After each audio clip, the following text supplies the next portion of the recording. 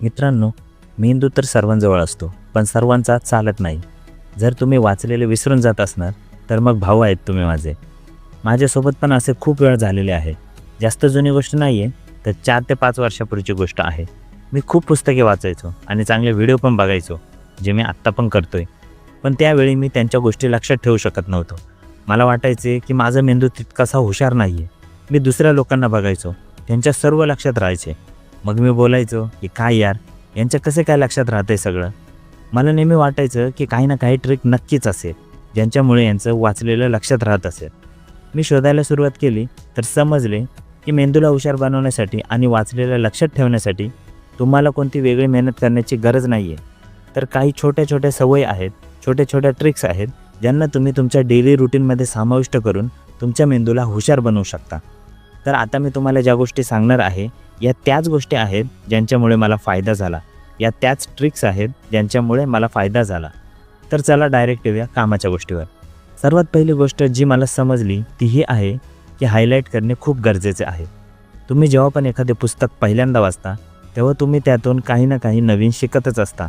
पण तुम्ही परत एकदा त्या पुस्तकावर नजर फिरवता तर तुम्हाला अजून एक्स्ट्रा शिकायला मिळते आणि तेच एक्स्ट्रा नॉलेज तुम्हाला इतरांपासून वेगळे बनवते. एखाद्या पुस्तकातून एक्स्ट्रा नॉलेज मिळवण्यासाठी तुम्ही ते फक्त एकदा वाचून कपाटात नाही ठेवून द्यायचे आणि नाही तुम्ही ते रोज घेऊन पाठ करत बसायचे.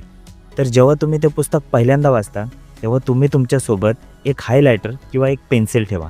जे जे भाग तुम्हाला महत्त्वाचे वाटतात त्यांना हायलाईट करून ठेवा. यानंतर पुस्तक संपल्यावर त्यावर एक वर पुन्हा एकदा नजर फिरवा. पुस्तकातील प्रत्येक धड्यावर जा आणि जे जे तुम्ही हायलाईट केले आहे त्याच्यावर नजर फिरवा.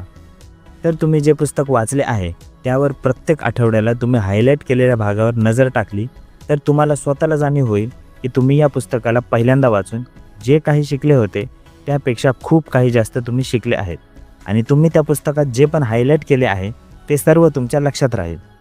तर आता मी जेव्हा पण पुस्तक वाचतो तेव्हा मी सोबत एक हायलायटर किंवा एक पेन्सिल ठेवतो. दुसरी गोष्ट आहे दुसऱ्यांना शिकवा. जेव्हा मला लर्निंग पिरामिडबद्दल माहिती झाले तेव्हा मला समजले की आपण जे पण वाचतो त्यातील काही दिवसानंतर आपल्याला फक्त 10%च लक्षात राहते. जर आपल्याला या 10%ला 90%पर्यंत न्यायचे असेल तर आपण जे वाचले आहे, जे शिकले आहे ते आपल्याला दुसऱ्यांना शिकवावं लागेल. कारण की लर्निंग पिरामिडच्या हिशोबाने जेव्हा आपण दुसऱ्यांना शिकवतो तेव्हा ती गोष्ट आपल्याला 90% लक्षात राहते. तर आता मला कोणी त्यांचे प्रॉब्लेम सांगून सोल्युशन विचारले तर मला खूप चांगले वाटते. याचे 2 फायदे आहेत. पहिला तर तुम्ही समजलाच असणार की दुसऱ्यांना शिकवणे आपल्यासाठी उत्तम असते आणि दुसरा फायदा हा की जेव्हा आपण दुसऱ्यांची प्रॉब्लेम ऐकतो तेव्हा आपण लॉजिकली विचार करणे शिकतो. दुसऱ्यांची प्रॉब्लेम सॉल्व्ह करणे हे आपली प्रॉब्लेम सॉल्व्ह करण्यापेक्षा कितीच चांगले असते. दुसऱ्यांना आपण जे पण सल्ले देतो ते इमोशनली इन्फ्लुएन्स नसते, तर आपण लॉजिकली विचार करून समजून त्यावेळी आपल्याला जे योग्य वाटत असते तेच सल्ले आपण दुसऱ्यांना देत असतो. तर अशा परिस्थितीत आपण आपल्या मेंदूला विचार करण्यासाठी एक स्पेस देत असतो. आणि आणखीन एक मजेशीर गोष्ट ही आहे की जेव्हा तुमचा कोणी मित्र किंवा नातेवाईक तुमच्याकडे एखाद्या गोष्टीवर सल्ला किंवा मदत मागण्यासाठी येतो तर तुम्ही त्यांच्या प्रॉब्लेमबद्दल विचार करता, तेव्हा तुम्ही तुमच्या डेली रुटीनचा वेगळा विचार करत असता. ही गोष्ट तुमच्या मेंदूला शार्प आणि हुशार बनवते. अशा वेळी तुम्ही दुसऱ्यांची प्रॉब्लेम व्यवस्थित ऐका आणि त्यांना योग्य तो सल्ला पण द्या. तिसरी गोष्ट आहे लिहायला सुरुवात करा. मी लिखाणाला नेहमी कमी समजले, लिखाणाला कधीच महत्त्व नाही दिले. पण नंतर मला समजले की लिखाणाला किती महत्त्व आहे ते, आणि हे मला खूप उशिरा समजले. जेव्हा पण तुम्ही कागदावर स्वतःकडून एक शब्द लिहिता तर त्यासाठी तुम्हाला विचार करावा लागतो. मग भले तुम्ही एखादे सत्य लिहित असणार, आयडिया लिहित असणार किंवा तुमच्या भावना कागदावर उतरवत असणार, लिहिण्यासाठी तुम्हाला विचार करावा लागतो. जितके जास्त तुम्ही लिहिता तितकाच जास्त तुम्ही विचार करू लागतात. तुम्हाला मेंदू चालवावा लागतो आणि मेंदू चालवल्यानेच हा हुशार बनतो. आता हे गरजेचं नाही आहे की तुम्ही पूर्णच्या पूर्ण पुस्तकच लिहायला बसावे. डायरीच्या एका पानावर तुमच्या मनातील गोष्ट नक्कीच लिहिली पाहिजे आणि ती पण रोज. एखादा विचार, एखादी भावना, एखादी माहिती, जे मनाला वाटेल ते लिहून टाका. आणि हे पण गरजेचं नाही आहे की हे लिहून तुम्ही सर्वांना सांगत बसावे. चांगले नसेल तर लिहून कागद फाडून टाका, सांभाळून ठेवा, पण लिहा जरूर. कारण की जितके लिहिणार तितका विचार करणार आणि जितका विचार करणार तितकेच तुमची विचार करण्याची प्रोसेस वाढेल आणि तितकाच तुमचा मेंदू हुशार बनेल. आणि जर तुम्ही कागदावर लिहून विचार करणार तर तुमचा मेंदू पण हलका होईल तुम्हाला कोणती गोष्ट विसरण्याची भीती नाही राहणार. चौथी गोष्ट, रँडमली काहीतरी नवीन शिका. तुमच्या मेंदूला हुशार बनवण्याचा एक खूप चांगला मार्ग आहे. तुम्ही तुमच्या डेली रुटीनमधून बाजूला रोज काही ना काही वेगळ्या गोष्टींना जाणून घेण्याचा प्रयत्न करा. रँडम नॉलेज तुम्हाला हुशार बनवण्यासोबतच तुमच्या मेंदूला पण शार्प बनवतो. रेग्युलर आपले फील्डची स्टडी नक्कीच तुम्हाला तुमच्या फील्डमध्ये मास्टर बनवेल, पण ती तुम्हाला स्मार्ट नाही बनवू शकत. तुमच्याजवळ प्रत्येक विषयावर काही ना काही बोलण्याचे टॅलेंट असले पाहिजे, ज्यामुळे तुम्ही कुठेही असले तरी कोणत्याही टॉपिकवर स्वतःचे मत मांडता आले पाहिजे. असे नाही झाले पाहिजे की तुमच्याजवळ बोलण्यासाठी काहीच नाही आहे, बरोबर? यासाठी तुम्हाला जास्त काही मेहनत घेण्याची गरज नाही आहे. जेव्हा पण तुमच्याकडे फ्री टाईम असेल तेव्हा इकडचे तिकडचे नॉलेज घेत राहा. तुम्ही यूट्यूब चालवत असाल तर एखादी रँडम नॉलेजची व्हिडिओ बघा. बसल्या बसल्या एखादा नॉलेजचा आर्टिकल वाचून काढा. यात जास्त वेळसुद्धा नाही लागणार आणि तुमचे नॉलेज पण वाढत जाईल. पाचवी गोष्ट, तुमच्या अडचणीचे प्रश्नात रूपांतर करा. गाडीचे टायर पंक्चर आहे हे एक साधारण वाक्य आहे, ज्यामुळे तुमच्या दिवसाची सुरुवात खराब होऊ शकते.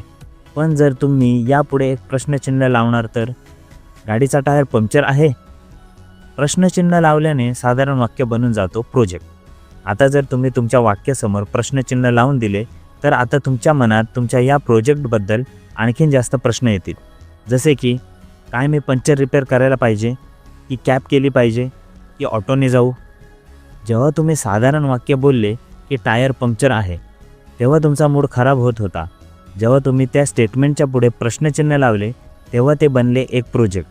हा असतो प्रश्नचिन्ह विचारण्याचा परिणाम. जेव्हा तुम्ही प्रश्न करता तेव्हा तुमचा मेंदू स्वतःच त्या प्रश्नाचे उत्तर शोधायला सुरुवात करतो. त्यामुळे प्रश्न विचारायला सुरुवात करा. नंबर 6 आहे, स्वतःला फीडबॅक द्या. तुम्ही एखादे पुस्तक आज वाचून पूर्ण केले असेल किंवा तुम्ही तुमच्या एखाद्या मित्राला एखादा चांगला सल्ला दिला असेल तर तुम्ही तुमच्या प्रत्येक छोट्या मोठ्या कामाच्या नंतर स्वतःला प्रश्न विचारा की आज तुम्ही जे पण केले तर ते योग्य होते की नाही. आज तुम्ही काय शिकले, आज तुम्ही काय नवीन माहिती मिळवली. या अशा प्रकारचे छोटे छोटे प्रश्न तुम्ही स्वतःला विचारून फीडबॅक देऊ शकता आणि अशाच प्रकारे एक माणूस स्वतःला उत्कृष्ट बनवण्याच्या दिशेने पुढे जात असतो.